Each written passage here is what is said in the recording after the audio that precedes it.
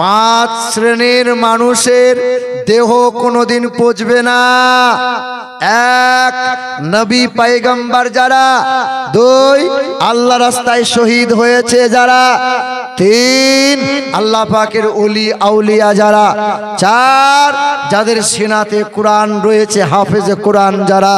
পাঁচ, বিনা স্বার্থে 12 বছর একটানা আজান দিয়েছে, মুয়াজ্জিনের দায়িত্ব নিয়েছে যারা। কোনদিন দেহ পুজবে না। আপনার আব্বা কবরে ভালো থাকবে, আপনার মা কবরে ভালো থাকবে। এই রকম একটা সন্তান নবীজির মহব্বতে, আর নিজের কবর, নিজের বাপ মায়ের কবর যেন জান্নাতের বাগান হয়। একটা মানুষ কি বলতে পারবেন যে আমি আছি খোদার ঘর মসজিদের জন্য 10,000 টাকা আমি একা দেবো? একটা মানুষ 10,000 টাকা দেনেওয়ালা আল্লাহ পাকের কোন আশিক বান্দা কেউ কি আছে বলতে পারি যে নবীজির মহব্বতে 10,000 টাকা আমি দেবো যাতে কবর আমার জন্য নাজাত, জান্নাতি বিছানা, কবর যেন জান্নাতের ফুলের বাগান হয়, জান্নাতি মেওয়া, জান্নাতি খাওয়া আমার কবরে প্রবাহিত হয়? এইরকম আল্লাহ পাকের আশিক বান্দা জানি দিয়েছে 10,000, 10,000, 5,000 করে কয়েকজন মানুষ দিয়ে গেছে। কিন্তু একটা মানুষ কেউ কি আছে? একজন মানুষ যে আল্লাহ পাকের ঘরের জন্য নিজের আসল ঘরটাকে সুস্থ, সুন্দর আর উজ্জ্বলিত রাখার জন্য আমি দেবো 10,000 টাকা। কোন হাজি সাহেব আছে, কোন ব্যবসায়ী মানুষ আছে, কোন মাস্টার আছে, কোন ডাক্তার আছে, একজন আল্লাহ পাকের আশিক বান্দা কি বলতে পারবে? আছে ইনশাআল্লাহ? হবে? মুসলমান ভুলে যাবেন না যে শহরে আমার নবী লালন পালন হয়েছিলেন, ওই শহরে আমার রাসূলুল্লাহ যখন কালেমার দাওয়াত নিয়ে গিয়েছিলেন, তায়েফের নিষ্ঠুর মানুষদের সম্মুখে নবী বলেছিলেন লা ইলাহা ইল্লাল্লাহ আনা রাসূলুল্লাহ, তোমরা এক আল্লাহকে মেনে নাও, আমি আল্লাহ রসুল, আমাকে স্বীকার করে নাও। তায়েফের নিষ্ঠুর মানুষরা সেদিন বলেছিল মুহাম্মদ মরার জায়গা পেলে না, ঘুরে ফিরে তুমি তায়েফে মরতে এলে, এখানে যে মাটি দিবার লোক পাওয়া যাবে না। সেদিন আল্লাহ রসুল সাল্লাল্লাহু আলাইহি ওয়াসাল্লামের অপরাধ কি ছিল? অপরাধ এটাই ছিল, আল্লাহ নবী এটাই বলতে চেয়েছিলেন, সূর্যের পূজা করো না, পাথরের পূজা করো না, আগুনের পূজা করো না, এক আল্লাহর ইবাদত উপাসনা করো, আমি রাসূলুল্লাহকে মেনে নাও, আমি রাসূলুল্লাহকে স্বীকার করে নাও। তায়েফের নিষ্ঠুর মানুষরা ছোট ছোট বাচ্চাদের হাতে মোটা মোটা পাথর ধরিয়ে বলেছিল ওই মুহাম্মদ পাগল যখন রাস্তা দিয়ে যাবে এমন করে মুহাম্মদকে মারবি যেন সুস্থ হালতে বাড়ি যেতে না পারে। আল্লাহ রসুল সাদা রঙের পোশাকটা পরেছিল। ইতিহাস সাক্ষ্য দেয়, নবীজির হাদিস মোবারক থেকে দেখতে পাওয়া যায়, সোনার পানি দিয়ে হাদিস লিপিবদ্ধ করা আছে, আল্লাহ রসুলকে ছোট ছোট বাচ্চারা মোটা মোটা হুল হুল পাথর নিয়ে এত জোরে জোরে আঘাত করেছিল, আমার নবীর সাদা রঙের পোশাকটা ফেটে, চামড়াগুলো ফেটে মাংসের মধ্যে গেঁথে গেঁথে গিয়েছিল। আল্লাহ রসুলের সাদা রঙের পোশাকটা রক্তে রঞ্জিত হয়ে গেল। আমার রসুলকে সেই দিন বেঈমান তায়েফের নিষ্ঠুর মানুষরা গোল করে ঘিরে 3 বার পাথরে ঘা মেরেছিল। আমার রাসূলুল্লাহ 3 বার আঘাত হয়ে জমিনে পড়ে গেলেন, পিছনের দিকে মাথাটা ফেটে গেছে। আল্লাহর নবী যখন উঠে দাঁড়িয়েছেন, আল্লাহ রসুলের মাথার রক্তগুলো গড়িয়ে গড়িয়ে পায়ের খরমটা ভিজে চামড়ার সাথে জমাট বেঁধে গেছে। সেদিন আল্লাহ রসুল জমিনে মাথা দিয়ে বেহুশ হয়ে যখন পড়ে গেলেন, আসমান থেকে জিবরিল ফেরেশতা ছুটে এসে আমার রসুলকে আলতো করে কোলে তুলে নিয়ে উহুদের পাহাড়ের চূড়ায় নিয়ে গিয়ে বলেছিলেন, উহুদ পাহাড়, যে নবীকে সৃষ্টি না করলে আল্লাহ আসমান জমিন বানাতো না, যে নবী সৃষ্টি না করলে তোর মতো পাহাড় কেউ তো আমার আল্লাহ বানাতো না। আমার নবীর জন্য একটু নরম বিছানা হয়ে জানা। আজও হাজিরা হজ করতে গেলে ওই পাহাড়ের চূড়ায় যদি একবার ওঠে, এই চামড়ার চোখ দিয়ে দেখতে পাবে এখনো জায়গাটা সমতল হয়ে আছে। আমার নবীকে আলতো করে জিবরিল শুইয়ে দিয়েছিলেন, সেদিন পাকনাই করে নবীর মাথার উপরে হাওয়া করেছিলেন। আল্লাহর নবীর কিছু সময় পরে যখন চৈতন্য লাভ হলো, আমার রাসূলুল্লাহ জিবরিলকে বললেন, ভাই জিবরাইল তুমি কাঁদছো কেন ভাই? সেদিন জিবরিল ফেরেশতা কেঁদেছিল আর বলেছিল, ইয়া রাসূলুল্লাহ, আমি শুধু জিবরাইল নয়, আসমান থেকে কোটি কোটি ফেরেশতা জমিনে নেমে এসেছে, যাদের আগমনের আগমনের কারণে সূর্যের কিরণটা আজকে আড়াল হয়ে গেছে ইয়া রাসূলুল্লাহ। সেদিন আল্লাহর রাসূলকে বলেছিলেন নবী আপনি একবার অর্ডার করে দেন বেঈমানগুলোকে ধূলিসাৎ করে দেই। সেদিন আল্লাহর নবী জিবরিলকে বলেছেন না, আমি তো মানব জাতির কাছে প্রতিশোধ নিতে আসি নাই, আমি মানব জাতির কল্যাণ ও কর্তা হয়ে এসেছে, আমি মানব জাতির মুক্তির দাতা হয়ে এসেছি রে জিবরাইল না। সেদিন আল্লাহ রাসূলের সম্মুখে আলতো করে নবীকে বলছেন কাতর কণ্ঠে, নবী কষ্ট হচ্ছে বলেন, ব্যথা যন্ত্রণার কষ্টগুলো একবার বলেন না। আমার আল্লাহ শুনতে চেয়েছিলেন সেদিন নিজের নবী আমার নিজের কষ্টের কথাগুলো গোপন রেখে জিবরিল ফেরেশতার মুখে হাতটা দিয়ে চেপে ধরে বলেছেন জিবরাইল না, আমার কষ্টের কথা আমার মালিককে বলা লাগবে না, আমার কষ্টের কথা আমার আল্লাহকে শোনানো লাগবে না। সেদিন বলেছিলেন ইয়া রাসূলুল্লাহ আপনি কিছু বলতে চাইছেন তো বলুন। সেদিন আল্লাহ রাসূল বলেছেন ভাই জিবরাইল তুমি আমার মালিককে বলবে আমার মালিক যেন আমার এই গুনাহগার উম্মতিকে মাফ করে দেয়, আমার এই গুনাহগার উম্মতিকে মাফ করে দেয়। সেদিন জিবরাইল বলেছিলেন ইয়া রাসূলুল্লাহ আমি আদম নবীকে দেখেছি, আমি নূহ নবীকে দেখেছি, আমি মূসা নবীকে দেখেছি, আমি ইব্রাহিম নবীকে দেখেছি, আর হাবিব আল্লাহ রাসূল তারাও সংসার করেছে, তাদের বউ বাচ্চা ছিল, তারা কখনো সংসার করতে করতে উম্মতের কথা ভুলে গিয়েছিল। আপনি এমন একজন নবী সংসার উজাড় করে দেন, ছেলেমেয়ের ভাবনাকে ত্যাগ করে দেন, কিন্তু এক মিনিটের জন্য গুনাহগার উম্মতিকে আপনি ভুলেন না, গুনাহগার উম্মতিকে আপনি ভুলে যান না। সেই নবীর পাগল উম্মত আমরা একটা মানুষের কাছে চেয়েছিলাম মাত্র 10,000 টাকা দেনেওয়ালা নবীর চোখের পানিটা মুছানোর জন্য। একটা মানুষ কি বলতে পারবে, একটা মা কি বলতে পারবে যে আমার ছেলে বিদেশে থাকে, আমার ছেলের মঙ্গল কামনার জন্য, আমার ছেলে অসুস্থ হয়ে আছে, আমার ছেলের জন্য 10,000 টাকা পারি নাই তো 5,000 টাকা বেড়েছে কি 8,000 টাকা বেড়েছে। একটা মানুষ কি, একটা ভাই, একটা মা, একটা বাপ যে নবী সারাটা জীবন উম্মতি করেছিলেন। আল্লাহ নবীর মাথা এই আঘাত, মাথা ফাটা, এখনো ঘাটা ভালো হয়নি। আল্লাহ নবী হজের মৌসুম ছিল, দেশ বিদেশের মানুষেরা কাবা শরীফের পাশে এসেছে। আল্লাহ নবী টুকটুক টুকটুক করে গিয়ে আবার ওই কাবা শরীফের পাশে দাঁড়িয়েছে। আর আল্লাহ নবীর নোরানি চেহারা দেখে দেশ বিদেশের মানুষগুলো মৌমাছির মতো নবীকে ঘিরে ধরে গেছে, আল্লাহ নবীকে গোল করে ঘিরে বসেছেন। আল্লাহ নবী মধুর বাণী, আল্লাহর পরিচয়টা মানুষকে শোনাচ্ছিলেন। সেই দিন বেঈমান আবু জেহেল সবচেয়ে নবীর দুশমন, বড় দুশমনটা পিছনের দিক দিয়ে গিয়ে বড় একটা পাথর নিয়ে আমার নবীর মাথায় আঘাত করে দিয়েছে। আমার নবীর কাঁচা ঘা আর আঘাত করে আর রক্তে বন্যা বয়ে গেল।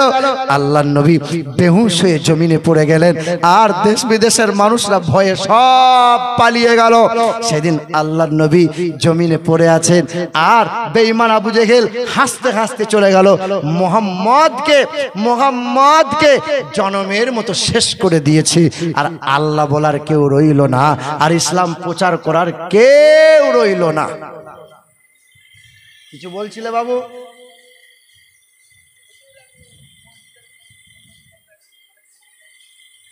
কালেকশন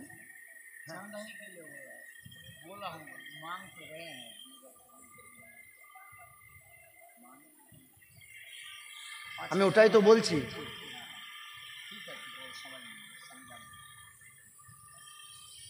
বাবাজিরা, ভাইরা আমার সোনার টুকরো বন্ধুরা, আমার সুধী মানুষেরা, সেই দয়ার রাসূল সাল্লাল্লাহু তাআলা আলাইহি ওয়াসাল্লাম সারাটা জীবন উম্মতের জন্য, মানে ভালো লাগছে না, টাকা দেন। এটা দয়ার রাসূল একটা সুন্দর একটি হাদিস বর্ণনা করছিলাম। আমার শিক্ষিত বাবারা, ভাইরা আমার, আমি ওই জন্যই প্রোগ্রাম নেওয়ার আগে বলে দিয়েছিলাম যে আমাকে দিয়ে কালেকশন করাবেন না। এখন আপনি চোখ রাঙাতে পারেন, আপনি এখন আঙ্গুল তুলে কথা বলতে পারেন, আমি কালেকশনই বক্তা নয়। তারপরেও মসজিদের জন্য, আল্লাহর ঘর, আমি আপনাদের কাছে অনুরোধ করব 10,000, 5,000, 2,000, যে যেমন করে পারবেন। অনেক মানুষ কম বেশি দিয়েছেন, জোর করে চাওয়া যায় না, খুশি মনে দেবেন, মালিকের দরবারে কবুল হবে। একজন ভাই আমার 500 টাকা দিয়েছেন, আল্লাহ পাক কবুল করেন, আল্লাহ পাক হায়াতে দারাজ করেন। 500 টাকার দাতা, এই 500 টাকার বিনিময়ে আল্লাহ পাক লক্ষাধিক তার সংসারে আল্লাহ বরকতে মালামাল করে দেন। জোরে বলি আল্লাহুম্মা আমিন।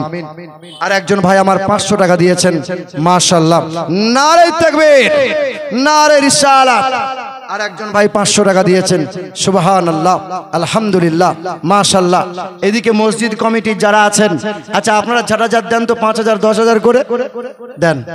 এদিকে আপনারাও কম বেশি 2,000, 1,000 করে দেন। অনেক মানুষ দিয়েছেন, আরো অনেক মানুষ দেবেন, মাশাআল্লাহ, মাশাআল্লাহ। একজন মানুষ 600 টাকা দিয়েছেন, আর একজন মানুষ 100 টাকা দিয়েছেন। নবীজির মহব্বতে খোদার ঘর মসজিদের জন্য এবং নিজের বাপ মায়ের মাগফিরাত কল্যাণের জন্য। আমার শিক্ষিত বাবাজিরা, ভাইরা আমার শিক্ষিত বন্ধুরা, কোন মা আছে, কোন মা 500 টাকা, 1000 টাকা করে দেনেওয়ালা, কোন মা 50 কিলো ধান, কি নামটা আপনার? মঈনুদ্দিন। 50 কিলো ধান, 100 টাকা, মাশাআল্লাহ। আল্লাহ পাক কবুল করুক, আল্লাহ পাক হায়াতে দারাজ করুক। আপনারা দেবেন।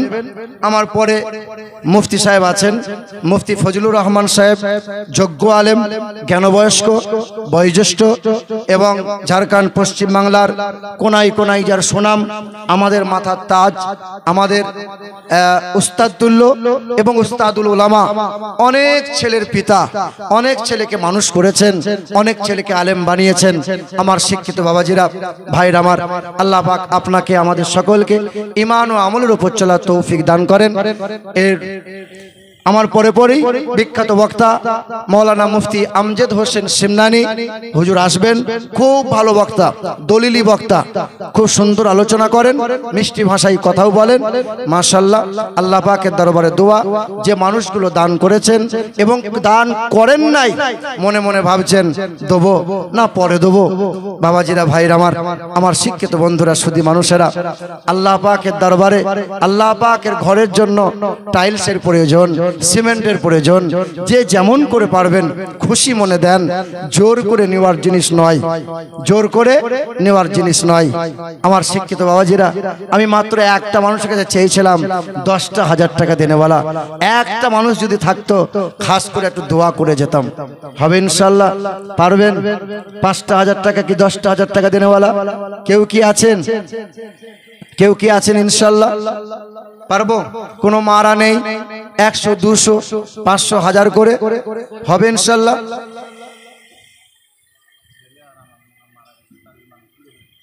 মাশাআল্লাহ। কি নাম? আব্দুল কাইয়ুম। ওনার ছেলে এবং ওনার মা ইন্তেকাল হয়েছেন। 20,000 টাকার দাতা। নারে তাকবীর, নারে রিসালাত। আব্দুল কাইয়ুম সাহেব 20,000 টাকার দাতা। সুবহানাল্লাহ। আল্লাহ পাক রব্বুল আলামিন আব্দুল কাইয়ুম সাহেব তার মাতার জন্য এবং তার সন্তানের মাগফিরাতের জন্য 20,000 টাকা খোদার ঘর মসজিদ আল্লাহ পাক শত মানুষের সম্মুখে দান করে দিয়ে গেছেন। আল্লাহ পাক রব্বুল আলামিন তার দান করার শিলার কারণে আল্লাহ পাক তার মায়ের কবর জান্নাতের টুকরা বানিয়ে দাও। আল্লাহ পাক তার সন্তানের কবরটা জান্নাতের বাগিচা বানিয়ে দাও। আল্লাহ পাক দান করেছেন, চলে গেছে পিতা মাতা কবরেতে যারা, আর জান্নাতি বিছানা খোদা পাই জানো তারা। ছেলে মেয়ে আল্লাহওয়ালা দিও তাদের ঘরেতে, আর বড়ই খুশিতে রেখো আল্লাহ দানের ওসিলাতে। আমিন আমিন আল্লাহ আমিন আমিন। আর দানকারীর দানকে কবুল করো রব্বুল আলামিন। এরকম আর কোন বাপ আছে আব্দুল কাইয়ুম সাহেবের পাশাপাশি দাঁড়ানোর মতন? 20,000 টাকা না পারলেও 10,000 দেবেন, 5,000 দেবেন, এরকম কোন মানুষ হবে ইনশাআল্লাহ? কেউ পারবেন? আছেন ইনশাআল্লাহ? খোদার ঘর মসজিদের জন্য আজ আপনি এই মসজিদে লাগিয়ে যাবেন, এই মসজিদে টাইলস বসানো হবে, এই মসজিদে দেওয়াল হবে, এই মসজিদে সিমেন্ট আপনি দেবেন, আপনি মশলা দেবেন, বালি দেবেন, অর্থ দেবেন, আপনার দেওয়া সম্পদ মসজিদে লেগে থাকবে। আর যতদিন এই মসজিদ দাঁড়িয়ে থাকবে আপনার জন্য, আপনার বাবা মায়ের জন্য, আপনার আত্মীয় পরিবার পরিজনের জন্য মাগফিরাতের দোয়া, মাগফিরাতের কামনা করে যাবে। আল্লাহ পাকের দরবারে দোয়া হবে ইনশাআল্লাহ। পারবো ইনশাআল্লাহ? হবে 2, 5 হাজার, 10 হাজার, 8 হাজার, যে যেমন পারবেন কোন মাদের কাছ থেকে পারবো ইনশাআল্লাহ? হবে? বাবাজিরা, ভাইরা আমার, যে হাদিসটা বলতে বলতে আমি একটু এদিকে গেলাম। আমি এই হাদিসটা এটাই বোঝাতে চাইছিলাম যে আল্লাহ রসুলকে মেরে গিয়েছিল আবু জেহেল, তো আল্লাহর নবীর চাচা আমির হামজা এসে আবু জেহেলকে মেরেছিলেন আর আমার রসুল্লাহর পাশে গিয়ে দাঁড়িয়েছিলেন। আমার রসুল সেই দিন বলেছিলেন, চাচা চাচা খুব ভালোবাসেন? বলেন, খুব আমাকে ভালোবাসেন? বলে হ্যাঁ। বলে চাচা শুধু ভালোবাসলে হবে না, আমাকে আল্লাহ রসুল বলে আপনি মেনে নেন, লা ইলাহা ইল্লাল্লাহ মুহাম্মাদুর রাসূলুল্লাহ, আপনি ঈমানদার হয়ে যান। চাচা আপনি যদি ঈমানদার হন, আপনার আমলের যদি কমতি থেকেও যায়, ঈমান যদি পাকাপোক্ত পরিপূর্ণ হয়, আপনার হাত ধরে হাসতে হাসতে আমি নবী জান্নাতে নিয়ে যাব। বলে সুবহানাল্লাহ। বাবারে, বাবাজিরা, ভাইরা আমার, ইংল্যান্ডের রানী এলিজাবেথ, তার মাথায় ছিল হীরের টুকরা, হ্যাঁ হীরার মুকুট ছিল, কোহিনূর পাথরের মুকুট, যে মুকুটের মূল্য 3,500 কোটি মার্কিন ডলার। হ্যাঁ, দামি বিছানায় শুয়েছিল, দামি ডাক্তার সকাল সন্ধ্যা চিকিৎসা ছিল, সেও বহুদিন বাঁচতে চেয়েছিল, বাঁচতে পারে নাই, মানুষের সেবা করেছিল, ভালো ভালো কাজ অনেক করেছে, ঈমান তার ছিল না বলে জাহান্নামের আগুন তাকে ছাড়বে না। কিন্তু ওই মদিনার মাটিতে একজন বিশ্বা দেহ ব্যবসা করত, একজন নোংরা মহিলা, তার আমল কমতি ছিল, নামাজ হয়তো ঠিক মতো আমল সে করে নাই, রোজা ঠিক মতো সে রাখতে পারে নাই, কিন্তু ঈমান পাকাপোক্ত ছিল। কুকুরকে ওড়নাটা কুয়াতে ফেলে ওই ওড়নার পানি কুকুরকে দিয়ে, কুকুর হাঁপাচ্ছিল, অসুস্থ ছিল, কুয়ার পানি ভিজিয়ে কুকুরে পান করিয়েছিল, কুকুর সুস্থ হয়েছিল। আল্লাহ রসুল খবর দিয়ে বলেছিলেন, ওই মহিলাটাকে খবর দাও, ওই মহিলা যেন জান্নাতি। ঈমান পাকাপোক্ত ছিল, আমলের কমতি ছিল, নবী বলছেন জান্নাতি। আপনার ঈমানের যদি কমতি হয়ে যায়, আমল যদি অনেক হয়ে যায়, নাজাত পাওয়া খুব মুশকিল আছে। আমার শিক্ষিত বাবাজিরা, আল্লাহ পাক আপনাকে আমাদের সকলকে ঈমান ও আমলের উপর চলার তৌফিক দান করেন। সকলে পড়েন আস্তাগফিরুল্লাহ আল্লাযী লা ইলাহা ইল্লা হুয়াল হাইয়ুল কাইয়্যুম ওয়া আতুবু ইলাইহি ওয়া মা আলাইনা ইল্লাল বালাগ। আসসালামু আলাইকুম।